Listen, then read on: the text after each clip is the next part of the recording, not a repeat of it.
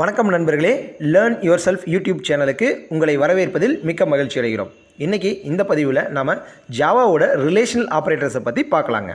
ஜாவாவோட operators அப்படின்னு வந்து பார்த்தீங்கன்னா, ஆப்ரேட்டர்ஸ் அப்படிங்கிறது என்னென்னு கேட்டிங்கன்னா, அது ஒரு சிம்பிள். ஏதாவது ஒரு ஆப்ரேஷனை பெர்ஃபார்ம் பண்ணுறதுக்காக யூஸ் பண்ணுற ஒரு சிம்பிளை தான் சொல்லுவாங்க. அதை இன்னொரு மாதிரி என்னென்னு சொல்லுவாங்கன்னா, அது ஒரு கேரக்டர், அது வந்து ஒரு ஆக்ஷனை ரெப்ரசன்ட் பண்ணுறதுக்காக குறிக்கும் அப்படின்னு சொல்லுவோம். உதாரணத்துக்கு சொல்லணும்னா, ப்ளஸ் அப்படிங்கிறது என்னென்னு கேட்டிங்கன்னா ஒரு கேரக்டர், அது ஒரு ஆப்ரேட்டர் அப்படின்னு சொல்லலாம். அந்த ஆப்ரேட்டர் என்ன ரெப்ரசென்ட் பண்ணுதுன்னா அடிஷன் அப்படிங்கிற ஆப்ரேஷனை வந்து ரெப்ரசென்ட் பண்ணுது. ஸோ ஜாவாவில் ஆப்ரேட்டர்ஸை 3 விதமாக கிளாஸிஃபை பண்ணியிருக்காங்க.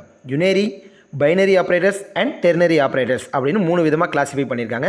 யுனரி ஆப்ரேட்டர்ஸ் அப்படிங்கிறது என்னென்னு கேட்டிங்கன்னா, அந்த ஆப்ரேட்டர் ஒரே ஒரு ஆப்ரேண்டில் மட்டும் ஒர்க் ஆச்சுன்னா அதை தான் யுனரி ஆப்ரேட்டர்ஸ்னு சொல்லுவாங்க. அதோட ப்ரெசிடென்ஸ் லெவல் அப்படின்னு பார்த்தீங்கன்னா ஹையாகவே இருக்கும் மற்ற ஆப்ரேட்டர்ஸோட. ஸோ அது மோஸ்ட்லி எப்படி எக்ஸிக்யூட் ஆகுனா ரைட் டு லெஃப்ட் எக்ஸிக்யூட் ஆகுங்க.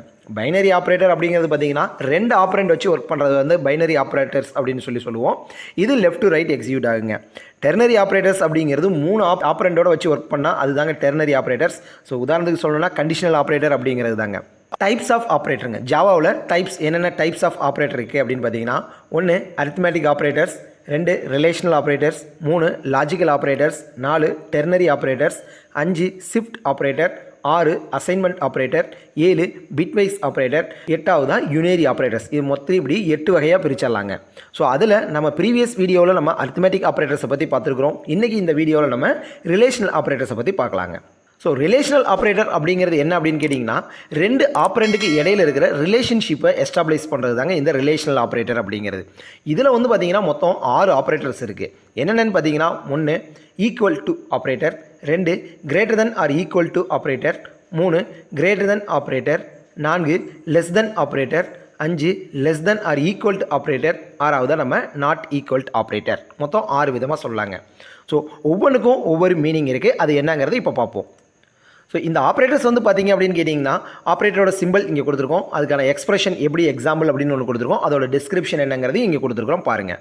ஸோ முதல் ஆப்ரேட்டர் என்னென்னா லெஸ் தென். ஸோ இந்த ஆப்ரேட்டர் வந்து என்ன சொல்லுதுன்னா, இப்போ இந்த உதாரணத்துக்கு இதை பாருங்கள், எக்ஸ் லெஸ் தென் ஒய். இதோட மீனிங் என்ன அப்படின்னு கேட்டிங்கன்னா, எக்ஸ் இஸ் லெஸ் தென் ஒய்யா அப்படின்னு நம்ம கேட்குறோம். ஸோ அது ட்ரூ அப்படின்னா எப்போ ரிட்டர்ன் பண்ணணும்னா, இஃப் இட் இஸ் எக்ஸோட வேல்யூ ஒய்யை விட சின்னதாக இருந்துச்சு அப்படின்னா இது ட்ரூ அப்படிங்கிற வேல்யூவை ரிட்டர்ன் பண்ணுங்கள். அப்படி இல்லைன்னா ஃபால்ஸ் அப்படிங்கிற வேல்யூவை ரிட்டர்ன் பண்ணும்.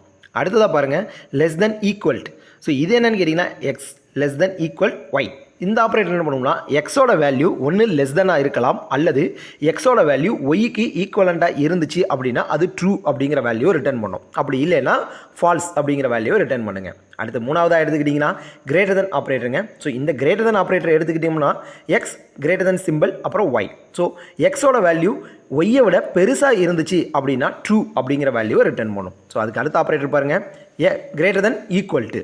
So X greater than equal Y. இதோட மீனிங் என்னென்னா, எக்ஸோட வேல்யூ கிரேட்டர் தெனாக இருக்கலாம், அப்படி இல்லைன்னா எக்ஸோட வேல்யூ ஈக்குவல் டு ஒய்யாக இருந்துச்சு அப்படின்னா அது ட்ரூ அப்படிங்கிற வேல்யூவை ரிட்டர்ன் பண்ணும். அப்படி இல்லைன்னா ஃபால்ஸ் அப்படிங்கிறத ரிட்டர்ன் பண்ணுங்கள். ஸோ அதுக்கு அடுத்த ஆப்ரேட்டர் பார்த்தீங்கன்னா ஈக்குவல் டு ஆப்ரேட்டர்னு சொல்லுவோம். ஸோ டபுள் ஈக்குவல் சிம்பிள் இருக்குது இல்லைங்களா, அதுதான் X equal Y. X is equal to ஒய்யா, ரெண்டோட வேல்யூ ஈக்குவலாக இருந்துச்சுன்னா அது ட்ரூன்னு ரிட்டர்ன் பண்ணும். அப்படி இல்லைன்னா அது ஃபால்ஸ் அப்படிங்கிறத ரிட்டர்ன் பண்ணுங்கள். அண்ட் ஃபைனலாக வந்து பார்த்தீங்கன்னா not equal to operators. So இது எக்ஸோட வேல்யூ ஈக்குவல்ட்டாக இல்லாமல் நாட் ஈக்குவல், அது கிரேட்டர் தான் இருக்கலாம், லெஸ் தானாக இருக்கலாம், எப்படி வேணாலும் இருக்கலாம். இட் இஸ் நாட் ஈக்குவல் அப்படின்னம்னா அந்த இடத்துல அது ட்ரூ அப்படிங்கிற வேல்யூ ரிட்டர்ன் பண்ணுங்கள். அப்படி இல்லைன்னா ஃபால்ஸை ரிட்டர்ன் பண்ணுங்கள். ஸோ இதுதான் வந்து 6 ஆப்ரேட்டர்ஸ், ரிலேஷனல் ஆப்ரேட்டர்ஸ்னு சொல்லுவோம். ஸோ உதாரணத்துக்கு இப்போ நம்ம ஒரு ப்ரோக்ராம் போட்டு பார்ப்போம். அந்த ப்ரோக்ராம் எப்படி எக்ஸிக்யூட் பண்ணுறோம் அப்படிங்கிறத நான் உதாரணமாக ப்ரோக்ராமாக போட்டு காமிக்கிறேன். ஸோ இங்கே நம்மக்கிட்ட ஒரு ப்ரோக்ராம் இருக்குங்க. ஸோ ஒரு கிளாஸ் ஒன்று கிரியேட் பண்ணியிருக்கேன், பப்ளிக் கிளாஸ். கிளாஸோட நேம் என்னன்னு இருக்குன்னா ரிலேஷனல் ஆப்ரேட்டர் டெமோ அப்படிங்கிறது கிளாஸ் நேம் வச்சுருக்கிறேன். இப்போ இதுக்குள்ளே வந்து பார்த்தீங்கன்னா ஒரு மெயின் மெத்தட் கிரியேட் பண்ணுறோம். ஸோ இந்த மெயின் மெத்தட் அதோட சின்டாக்ஸ் என்னென்னா பப்ளிக் ஸ்டாட்டிக் வாய்ட் மெயின் ப்ராக்கெட்டுக்குள்ளே ஸ்ட்ரிங் ஆர்க்ஸ். ஸோ இதாங்க. ஸோ இதுக்குள்ளே நான் என்ன பண்ணியிருக்கேன் அப்படின்னு கேட்டிங்கன்னா 2 வேல்யூஸ் டிக்ளேர் பண்ணியிருக்கோம். ஒன்று வந்து இன்ட் ஏ ஈக்குவல் டு 10ங்கிற ஒரு நம்பரை அசைன் பண்ணி ஏங்கிற ஒரு வேரியபிள் டிக்ளேர் பண்ணியிருக்கேன். அண்ட் அடுத்த லைனில் இன்ட் பி ஈக்குவல் டு 20 அப்படிங்கிற நம்பரை அசைன் பண்ணியிருக்கோங்க. ஸோ இப்போ இந்த ஒவ்வொரு ஸ்டேட்மெண்ட்லேயும் நம்ம அது என்ன வேல்யூ கொடுக்குது அப்படிங்கிறது தாங்க இந்த இடத்துல நம்ம பார்க்க போகிறோம்.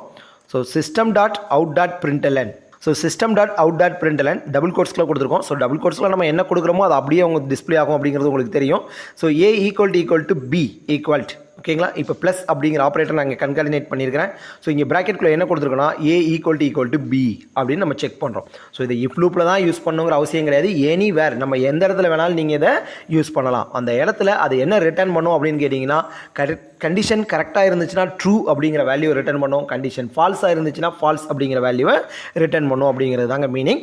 ஸோ இப்போ இந்த இடத்துல நான் என்ன செக் பண்ணியிருக்கேன்னா A ஈக்குவல் டு B அப்படின்னு நம்ம செக் பண்ணியிருக்கிறோம். ஸோ இந்த இடத்துல இதை கம்பேர் பண்ணும்போது இந்த கம்பேரிஷன் ஆப்ரேட்டர் என்ன பண்ணும் அப்படின்னு கேட்டிங்கன்னா ட்ரூ அப்படின்னு ரிட்டர்ன் பண்ணும். எப்போ ஏயோட வேல்யூம் பியோட வேல்யூ ஈக்குவலாக இருந்தால். அப்படி இல்லைன்னா அந்த இடத்துல உங்களுக்கு ஃபால்ஸ் அப்படிங்கிற வேல்யூ ரிட்டர்ன் பண்ணுங்கள். ஸோ இதே மாதிரி அதுக்கு அடுத்தடுத்த ஆப்ரேட்டர் பாருங்கள். So system dot out dot println A not equal to B அப்படின்னு ஈக்குவல் டு கொடுத்துருக்கோம். இந்த இடத்துல A நாட் ஈக்குவல் டு பியா அப்படின்னு நம்ம கண்டிஷன் ஆப்ரேட்டரில் கம்பேரிஷன் பண்ணியிருக்கிறோம். ஸோ இப்போ இந்த இடத்துல என்ன வேல்யூ ரிட்டர்ன் பண்ணுன்னா, ஏயோட வேல்யூ ஈக்குவல் டு பியாக இருந்துச்சுன்னா அது வந்து ஃபால்ஸ் அப்படின்னு இருக்கும். ஏயோட வேல்யூ நாட் ஈக்குவல் டு பினா ட்ரூ அப்படிங்கிறத ரிட்டர்ன் பண்ணும். ஸோ நம்மளோட எக்ஸாம்பிள் படி பார்த்தீங்கன்னா இந்த இடத்துல என்ன வரும், உங்களுக்கு ட்ரூ அப்படிங்கிற வேல்யூ வரும். ஏன்னா ஏல இருக்கிற வேல்யூ 10, பியில் இருக்கிற வேல்யூ 20, ரெண்டுமே வந்து ஈக்குவல் கிடையாதுங்க. ஸோ இதே மாதிரி அடுத்தடுத்த ஆப்ரேட்டர் பாருங்கள். Greater than, less than, greater than or equal to, less than or equal to. So இந்த ப்ரோக்ராமில் நீங்கள் பார்த்தீங்க அப்படின்னு கேட்டிங்கன்னா இந்த இடத்துல A ஈக்குவல் டு B அப்படிங்கிற இடத்துல உங்களுக்கு என்ன அவுட்புட் கிடைக்கும்னா ஃபால்ஸ் அப்படிங்கிற அவுட்புட் கிடைக்கும். அதே சமயம் A நாட் ஈக்குவல் டு பியா அந்த இடத்துல வந்து பார்த்தீங்கன்னா உங்களுக்கு ட்ரூ அப்படிங்கிற வேல்யூ கிடைக்கும். அதே சமயத்தில் அதுக்கு அடுத்த வேல்யூ பாருங்கள், A கிரேட்டர் தென் பியா இல்லை, ஏன்னா ஏயோட வேல்யூ 10, பியோட வேல்யூ 20. ஸோ அப்போ அந்த இடத்துல உங்களுக்கு ஃபால்ஸ் அப்படிங்கிற அவுட்புட் தான் கிடைக்கும். அதே சமயத்தில் அதுக்கு அடுத்த ஸ்டேட்மெண்ட்டில் பாருங்கள், A less than B, as ஏயோட வேல்யூ 10, பியோட வேல்யூ 20. அப்போ அந்த இடத்துல உங்களுக்கு என்ன கிடைக்கும்னா ட்ரூ அப்படிங்கிறது தான் கிடைக்கும். அதுக்கு அடுத்த ஸ்டேட்மெண்ட்டில் பாருங்கள், B greater than or equal to A, பியோட வேல்யூ என்ன 20, greater than or equal to A, yes பியோட வேல்யூ 20, ஏயோட வேல்யூ 10, இது வந்து ஏயோட கிரேட்டர் தென். ஸோ அப்போ அதோட வேல்யூ அந்த இடத்துல உங்களுக்கு ட்ரூ அப்படின்னு கிடைக்கும். அதுக்கு அடுத்த ஸ்டேட்மெண்ட் பாருங்கள், B less than or equal to A, பியோட வேல்யூ லெஸ் தென் கிடையாதுங்க, கிரேட்டர் தென். ஸோ அப்போ அந்த இடத்துல என்ன வரும் அப்படின்னா ஃபால்ஸ் அப்படிங்கிற வேல்யூவை ரிட்டர்ன் பண்ணோம். ஸோ இதை இப்போ உங்களுக்கு நான் டெமான்ஸ்ட்ரேட் பண்ணி காமிக்கிறேன். ஸோ அவுட்புட் எப்படி வரும்னு பார்ப்போம். ஸோ ஃபஸ்ட்டு நம்ம ஜாவாவோட ப்ரோக்ராம் நம்ம என்ன பண்ணிக்கணும், ஃபஸ்ட்டு கம்பைல் பண்ணிக்கிறீங்க. ஸோ ஜாவா சி ஃபங்க்ஷனோட ப்ரோக்ராமோட நேம் நான் என்னென்னு சேவ் பண்ணியிருக்கேன்னா relational operator demo dot Java அப்படின்னு சேவ் பண்ணியிருக்கோம். ஸோ அதை ரன் பண்ணுங்கள். ஸோ கம்பைல் பண்ணிங்கன்னா உங்களுக்கு கிளாஸ் ஃபைல் ஜென்ரேட் ஆகுங்கிறது புரியும். ஸோ கிளாஸ் ஃபைலில் நீங்கள் என்ன பண்ணணும், ஜாவாங்கிற இன்டர்பிரேட்டர் யூஸ் பண்ணி ரன் பண்ணி பாருங்கள். ஜாவா ரிலேஷனல் ஆப்ரேட்டர் டெமோ அப்படிங்கிறது கிளாஸ் நேம் கிரியேட் ஆகிருக்குன்னு உங்களுக்கு தெரியும். ஸோ இதை என்டர் பண்ணிங்க அப்படின்னா நம்ம சொன்ன அவுட்புட் வந்திருக்கான்னு செக் பண்ணி பாருங்கள். ஸோ ஃபஸ்ட்டு ஸ்டேட்மெண்ட், ஏயோட வேல்யூ என்ன இருக்குது, நமக்கு 10 இருக்குது, பியோட வேல்யூ 20 இருக்குது. A ஈக்குவல் டு பியா இல்லை, அதனால தான் இந்த இடத்துல பாருங்கள் உங்களுக்கு ஃபால்ஸ் அப்படின்னு கிடச்சிருக்கு. அடுத்த ஸ்டேட்மெண்ட் என்ன இருக்குது, A not equal to B, as ஏயோட value not equal to B, அதனால தான் ட்ரூன்னு கிடச்சிருக்கு. அடுத்து A கிரேட்டர் தென் பியா இல்லை, ஃபால்ஸ் கிடச்சிருக்கு. A லெஸ் தென் பியா, எஸ், அதனால ட்ரூ கிடச்சிருக்கு. B greater than or equal to ஏவா, எஸ், அப்போ ட்ரூன்னு கிடச்சிருக்கு. B less than or equal to ஏவா இல்லை, ஃபால்ஸுங்கிற அவுட்புட்டு உங்களுக்கு கிடச்சிருக்கு. ஸோ மொத்தம் 6 ஆப்ரேட்டர்ஸ் ரிலேஷனல் ஆப்ரேட்டரில் பார்த்துருக்கோம். இது எல்லாமே ஒரே ஸ்டேட்மெண்ட்டில் வந்துச்சுன்னா என்ன ஆகும் அப்படிங்கிறது தான் வந்து ஆப்ரேட்டர் ப்ரிசிடென்ஸ் அண்ட் அசோசியேட்டிவிட்டின்னு சொல்லுவாங்க. ப்ரிசிடென்ஸ் அப்படிங்கிறது எந்த ஆப்ரேட்டர் வந்து ஃபஸ்ட்டு எக்ஸிக்யூட் ஆகும் அப்படிங்கிறது தான் ப்ரிசிடென்ஸ். அசோசியேட்டிவிட்டி அப்படிங்கிறது ஒருவேளை ஈக்குவல் ப்ரியாரிட்டி இருக்கிற ஆப்ரேட்டர்ஸ் எல்லாம் ஒரே லைனில் வந்துச்சு அப்படின்னா அது எப்படி எக்ஸிக்யூட் ஆகுங்கிறது தான் அசோசியேட்டிவிட்டி அப்படின்னு சொல்லுவாங்க. ஜாவா பொறுத்த வரைக்கும் ரிலேஷனல் ஆப்ரேட்டரில் less than, greater than, less than or equal, greater than or equal, இது எல்லாமே வந்து பார்த்தீங்கன்னா ஈக்குவல் ப்ரியாரிட்டிங்க. இது எல்லாம் ஒரே லெவலில் வந்துச்சுன்னா இது எப்படி எக்ஸிக்யூட் ஆகுனா லெஃப்ட் டு ரைட் எக்ஸிக்யூட் ஆகுங்க. அதே சமயத்தில் பார்த்தீங்கன்னா ஈக்குவல் டு நாட் ஈக்குவல் அப்படிங்கிறது அதுக்கு அடுத்த லெவல் ஆஃப் ப்ரியாரிட்டிங்க. அதே ஆப்ரேட்டரில் அதோட சேம் லெவலில் வந்துச்சு அப்படின்னா இது எப்படி எக்ஸிக்யூட் ஆகுனா லெஃப்ட் டு ரைட் தாங்க அதுவும் எக்ஸிக்யூட் ஆகும். ஏன்னா நண்பர்களே, இந்த வீடியோவில் நம்ம பார்த்த விஷயங்கள் உங்களுக்கு புரிஞ்சிருக்குன்னு நினைக்கிறேங்க. ரிலேஷனல் ஆப்ரேட்டர் மொத்தம் 6 விதமாக பார்த்துருக்குறோம் நம்ம.